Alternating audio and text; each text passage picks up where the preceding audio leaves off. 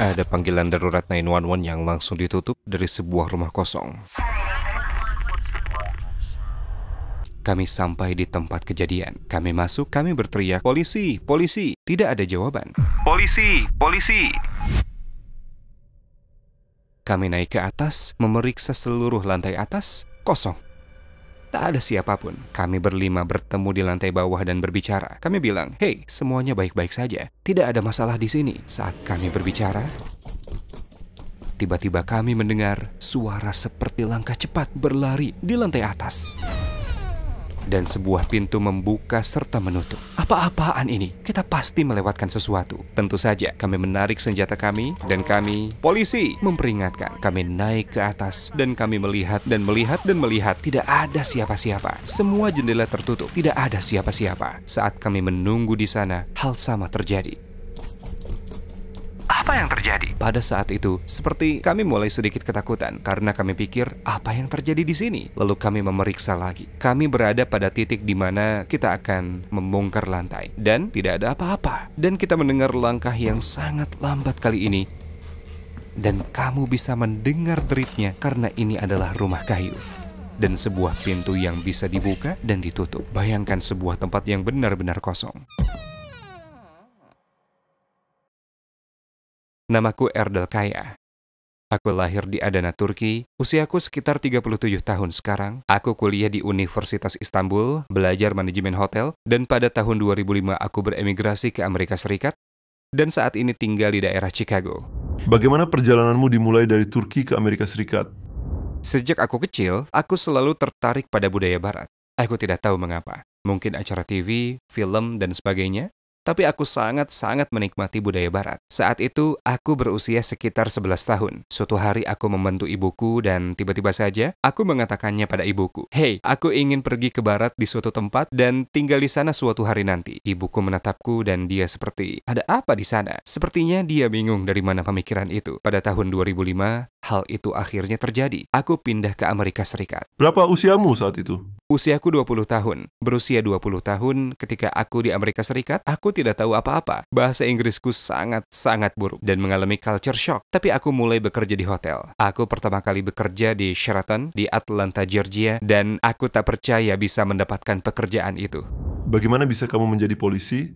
Ayahku seorang pensiunan polisi di Turki. Aku ingin menjadi seorang perwira polisi, bahkan di Amerika Serikat. Karena tentu saja, aku ingin membantu orang dan memiliki perasaan itu. Tapi juga, kamu tahu, acara TV dan film, mereka benar-benar menunjukkan padamu bagaimana polisi itu beraksi sepanjang waktu. Itu benar-benar memikatku, semakin menarik minatku. Aku mulai melamar ke banyak departemen kepolisian.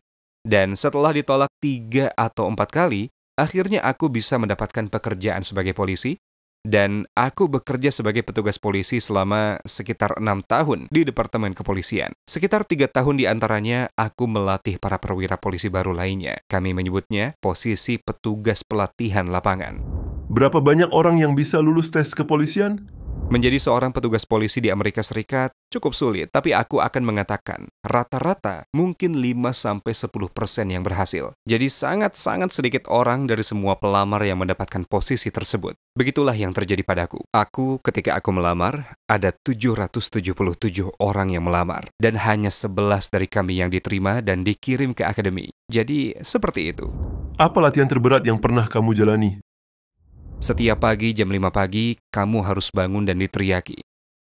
Semua hal-hal militer yang gila. Pergi keluar, entah ke gym atau keluar ke lintasan, non-stop. Tidak ada jeda. Di atas semua itu, seseorang berada di atasmu, berteriak dan meneriakimu tanpa henti. Kamu kira berakhir di situ? Tidak. Kamu masuk ke dalam dan kamu mencoba untuk bersiap-siap dalam waktu 10 menit. Mereka memberimu waktu sekitar 10 menit untuk mandi, bercukur, mengenakan seragammu, dan berbaris di luar. Waktunya tidak cukup. Tidak akan cukup. Dan mereka tahu itu. Dan karena kamu tidak selesai tepat waktu, mereka akan menghukummu. Mereka seperti, "Oh, kamu terlambat. Ayo, kita kembali keluar." Dan mereka menghukummu lebih banyak lagi. Apa hukumannya? Hukuman fisik cukup keras. Mereka tidak memukulmu. Tidak ada yang menyentuhmu secara fisik seperti itu, tetapi mereka menghukummu dengan melakukan banyak aktivitas fisik. Hal lain yang sulit, sangat-sangat sulit adalah tekanan psikologis. Mereka berteriak dan meneriakimu di depan wajahmu, seperti wajah mereka ada di sini, mulut mereka ada di sini. Mereka berteriak dan berteriak setiap hari. Itu sangat-sangat sulit. Tapi setelah sekitar 26 minggu, aku ingat sekitar minggu ke-20, 20 minggu aku berada di sana dan aku diteriaki karena kesalahanku. Berteriak dan membentak. Aku bahkan tidak mendengarkannya lagi. Bagiku, aku memilih memikirkan hal lain. Oh, apa yang akan kulakukan di akhir pekan? Aku akan membuat kopi kali ini. Jadi, aku tidak mendengarkannya. Rasanya sangat buruk. Tapi beberapa orang tidak bisa menerimanya. Sehingga banyak orang yang berhenti. Apakah kamu pernah sampai pada titik di mana aku ingin menyerah, sudah melewati batas ketika kamu mendapatkan pelatihan?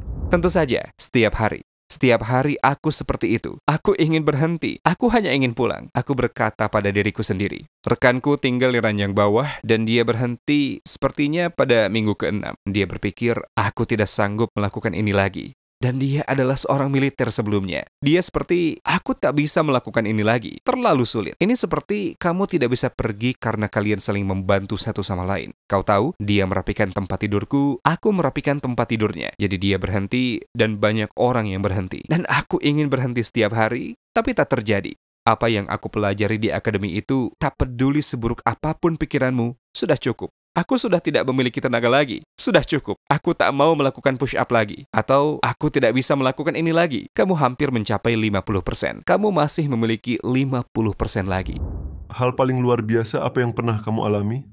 Sebelum menjelaskan apa yang baru saja terjadi, ada panggilan darurat 911 yang langsung ditutup dari sebuah rumah yang benar-benar kosong. Biasanya panggilan darurat 911 yang langsung ditutup, orang menelepon 911 dan mereka langsung menutupnya, kita tidak boleh membiarkannya. Kita harus pergi, karena bisa saja kamu berada di bawah paksaan, di bawah tekanan. Seseorang mungkin telah menculikmu, dan kamu hanya bisa menelepon dan langsung menutupnya. Jadi untuk alasan itu, kita harus memeriksa, untuk melihat apakah semuanya baik-baik saja. Dan panggilan ini datang dari sebuah rumah yang benar-benar kosong. Assalamualaikum saudara-saudaraku. 98% penonton kita termasuk video ini belum mensubscribe channel ini. Seperti yang kalian tahu, kita adalah sebuah organisasi non-profit dan kami tidak memonetize video-video kami. Jadi satu-satunya alasan kami meminta kalian untuk mensubscribe adalah untuk menyebarkan kebenaran. Mungkin terasa tidak berpengaruh, tapi insya Allah mungkin bisa menjadi sarana petunjuk untuk banyak orang. Nah, silakan klik tombol subscribe dan mari berjalan bersama menuju keabadian. Sebelum menjelaskan apa yang baru saja terjadi, ada panggilan darurat 911 yang langsung ditutup dari sebuah rumah yang benar-benar kosong. Biasanya panggilan darurat 911 yang langsung ditutup, orang menelepon 911 dan mereka langsung menutupnya, kita tidak boleh membiarkannya. Kita harus pergi, karena bisa saja kamu berada di bawah paksaan, di bawah tekanan. Seseorang mungkin telah menculikmu, dan kamu hanya bisa menelepon dan langsung menutupnya. Jadi untuk alasan itu, kita harus memeriksa, untuk melihat apakah semuanya baik-baik saja. Dan panggilan ini datang dari sebuah rumah yang benar-benar kosong. Saat itu aku bersama sekitar 3 polisi lainnya dan seorang supervisor. Kami tiba di tempat kejadian. Sebagai protokol,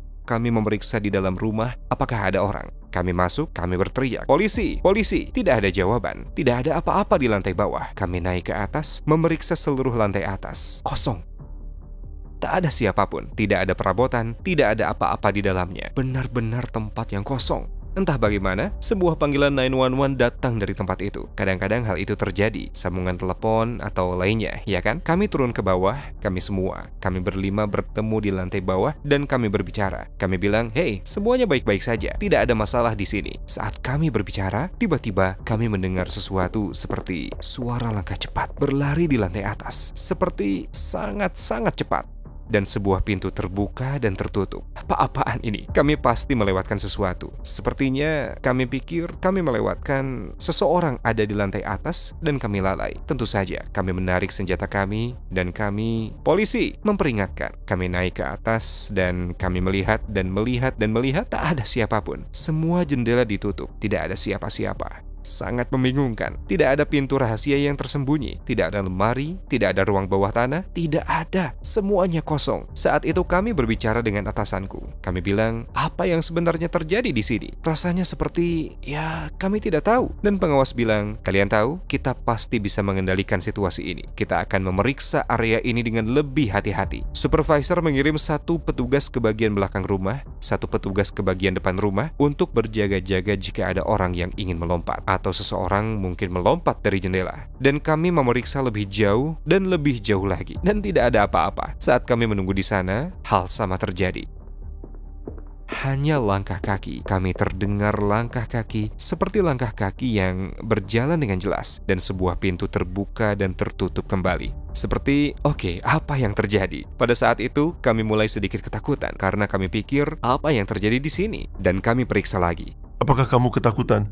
Aku tidak takut, bagiku itu hanya kejadian lucu, tapi menyeramkan. Oke, karena kami berlima, kami bilang, oke, apa yang terjadi di sini? Begitulah. Jadi kami berpikir ulang, apakah itu hantu? Apa yang sedang terjadi? Tapi tidak ada yang tahu. Kami naik ke atas. Kami periksa lagi. Sekali lagi, tidak ada apa-apa. Sepertinya kita berada pada titik di mana kami akan seperti membongkar lantai. Seperti tidak ada apa-apa. Bayangkan sebuah tempat yang benar-benar kosong. Kecuali jika ada beberapa tempat tersembunyi yang tidak bisa kami lihat. Tidak ada apa-apa. Kami turun ke bawah lagi, kami berbicara seperti ini, dan kita mendengar langkah kaki yang sangat lambat kali ini.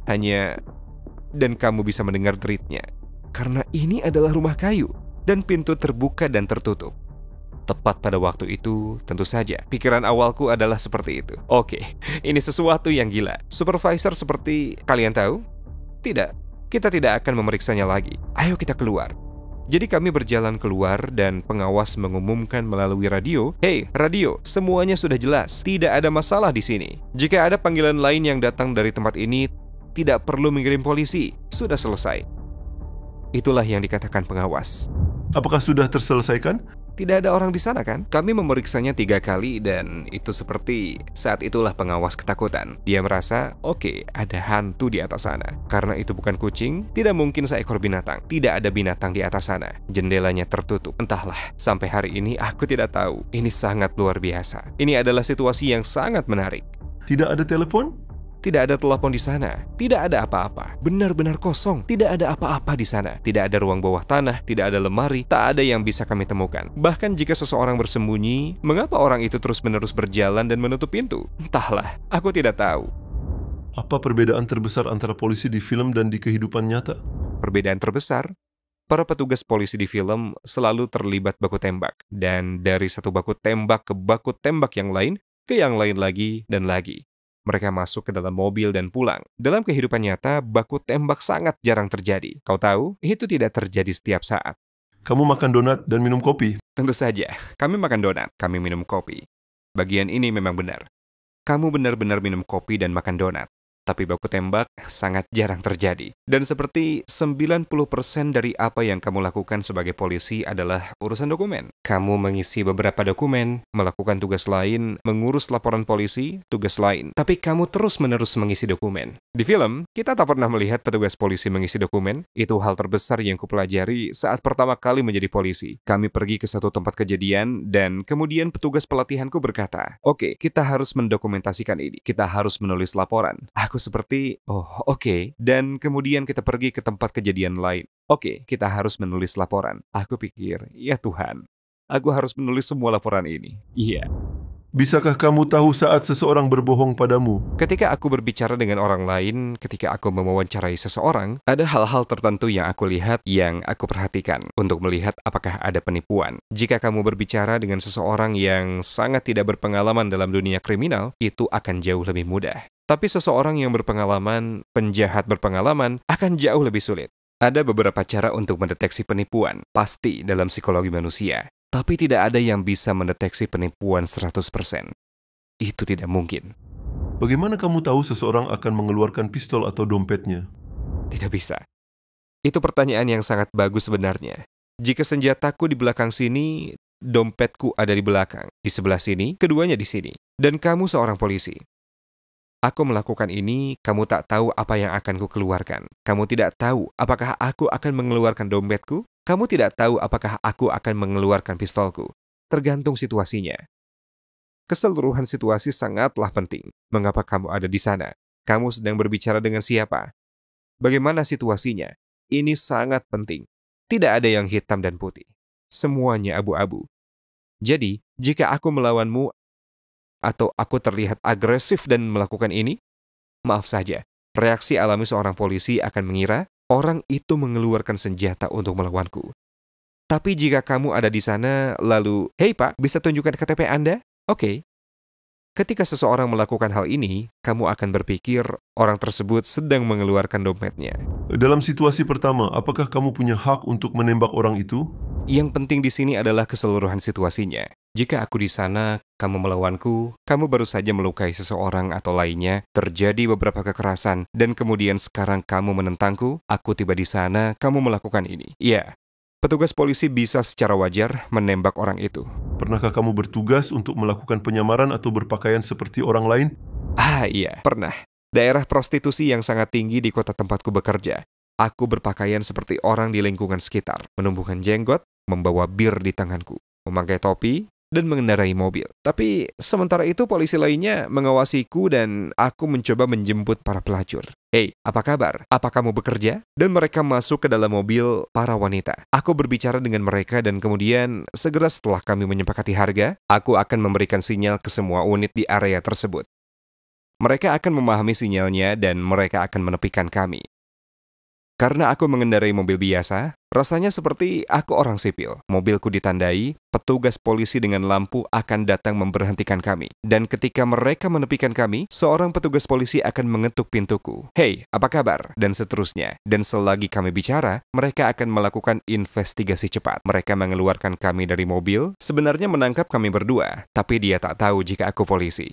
Sebagian besar, beberapa dari mereka menyadari, seperti saat kami akan menepi, mereka akan melihatku. Iya Tuhan, kamu polisi.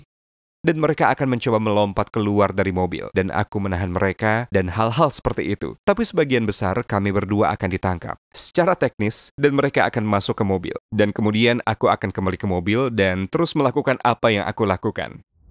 Kamu telah melakukan lebih dari ratusan operasi. Apakah kamu pernah kehilangan rekan kerja?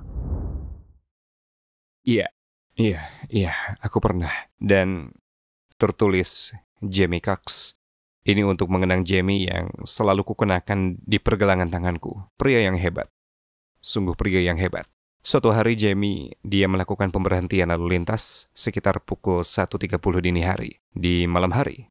Sayangnya, Jamie mencoba menangkap seseorang. Tapi sayangnya, orang ini melawan. Dan terjadilah perkelahian. Yang jelas, orang tersebut tidak memiliki surat izin mengemudi. Bukan sesuatu masalah besar. Oke, bukan karena orang itu dicari karena pembunuhan atau semacamnya. Orang ini tidak memiliki SIM.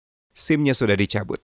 Dan karena itu, Jamie ingin membawa orang ini ke dalam tahanan. Dan itu bukan masalah besar. Kamu hanya perlu pergi ke pusat kota, menandatangani beberapa dokumen, dan pergi. Ini benar-benar bukan masalah besar. Kamu tidak perlu masuk penjara karena itu. Dan Jamie mencoba memborgol orang ini, mengeluarkannya dari mobil. Tapi orang ini menolak dan melawan. Terjadilah perkelahian itu. Jamie berpegangan pada pengemudi. Jamie berusaha menahan si pengemudi, mengeluarkan pengemudi dari mobil. Pengemudi menginjak gas dan mencoba untuk pergi, sementara Jamie mencoba untuk menahannya. Jamie berada di dalam kendaraan tersangka. Tersangka menginjak gas dan melarikan diri, sementara itu Jamie masih bertahan di dalam mobil. Pintu mobil terbuka. Jamie berpegangan pada pintu dan orang itu. Aku tak tahu detailnya di sana, tapi mobil itu meninggalkan tempat kejadian bersama Jamie. Mereka melaju dengan kecepatan yang sangat tinggi. Dan Jamie, aku tidak tahu detailnya di sini, karena apapun yang diceritakan pada waktu itu, tidak ada yang tahu. Tapi aku menduga Jamie mengatakan, hentikan mobilnya, hentikan mobilnya. Dan tidak, dan orang ini terus mengemudikan mobilnya dengan sangat cepat. Lalu akhirnya menabrak. Jamie kehilangan nyawanya di sana. Situasi yang sangat menyedihkan. Dia adalah orang yang hebat. Ketika kami bekerja bersama, kami pergi sarapan setiap hari bersama-sama. Kami saling berkirim pesan dan berbicara satu sama lain. Orang yang baik. Seperti aku telah salah satu orang paling baik yang pernah kutemui dalam hidupku. Selalu tersenyum, tertawa, baik, energinya positif. Dan tidak bersama kami lagi. Apakah di Amerika Serikat kamu mendapati masalah karena kamu seorang Muslim? Tidak juga. Dulu saat aku bekerja di hotel, ada satu orang yang bekerja denganku. Dia adalah seorang pramu-tamu di hotel, dan dia selalu bercanda. Apakah kalian naik unta? Apakah kalian mengendarai keledai? Orang itu tidak hanya bercanda, hanya saja dia tidak menyukaiku. Aku merasakan itu. Aku benar-benar merasa bahwa dia tidak menyukaiku. Karena aku hanya seorang pria dari Turki yang beragama Islam. Sungguh, percayalah. Tapi sebagian besar, rekan polisiku yang lain atau siapapun, mereka hanya bercanda denganku. Hal-hal seperti itu. Tapi itu karena mereka benar-benar menyukaiku. Apakah kamu ingin menambahkan sesuatu? Tentu. Aku ingin mengatakan ini kepada siapa saja yang menemukan diri mereka dalam situasi di mana aku berada. Aku lahir dan dibesarkan di Turki dan berimigrasi ke Amerika Serikat pada usia yang sangat muda. Tidak benar-benar memiliki apapun dalam hidupku. Dan kamu tahu, mencapai beberapa hal di sana, ya kan? Dan apa yang ingin aku katakan adalah ini. Apapun yang kamu percayai, apapun yang ingin kamu lakukan dalam hidupmu, tetapkan beberapa tujuan. Buatlah keputusan itu dan mengambil beberapa langkah untuk mencapainya. Langkah-langkah itu bisa jadi sangat sedikit, sangat kecil. Beberapa mungkin besar, tidak masalah. Ambil langkah-langkah itu. Percaya saja. Jika kamu percaya pada sesuatu, kamu perlu menjadikannya bagian dari kehidupan sehari-hari. Kamu harus melakukannya. Itulah yang aku lakukan. Aku ingin pindah ke Amerika Serikat dan itu adalah bagian dari hidupku. Setiap hari aku bangun dan memikirkan hal itu. Aku akan tidur sambil memikirkan hal itu. Aku ingin menjadi polisi. Tidur sambil memikirkan hal itu. Aku akan bangun dan memikirkannya. Aku melihat hidup seperti kamu mengemudi di jalan hutan, ya kan? Benar-benar pada malam yang gelap dan tanpa bulan. Kamu mematikan lampu depanmu. Apa yang terjadi? Semuanya gelap gulita. Tapi, apakah itu berarti jalan itu tidak ada? Tidak, jalan itu masih ada. Jadi begitulah caraku memandang hidup. Ketika kamu menyalakan lampu mobilmu, lampu itu hanya menerangi sekitar 100 meter ke depan. Tidak memperlihatkan tujuanmu, hanya memperlihatkan sekitar 100 meter. Begitulah caraku memandang kehidupan. Kamu tidak perlu melihat akhirnya. Ambil saja beberapa langkah menuju impianmu atau apapun impianmu. Kamu hanya akan melihat sedikit. Mulailah mengambil langkah ke arah itu. Saat kamu berkendara, kamu akan melihat 100 meter lagi. Kamu akan melihat 100 meter lagi sampai kamu tiba di tempat tujuan. Hanya karena hari sudah gelap bukan berarti jalannya tidak ada di sana. Jalan itu ada di sana, hanya butuh sedikit keyakinan. Percayalah pada diri sendiri, ambil saja beberapa langkah ke arah itu. Terima kasih. Terima kasih. Dan sungguh menyenangkan berada di sini. Aku merasa sangat terhormat berada di antara kalian. Terima kasih. Terima kasih banyak telah mengundangku.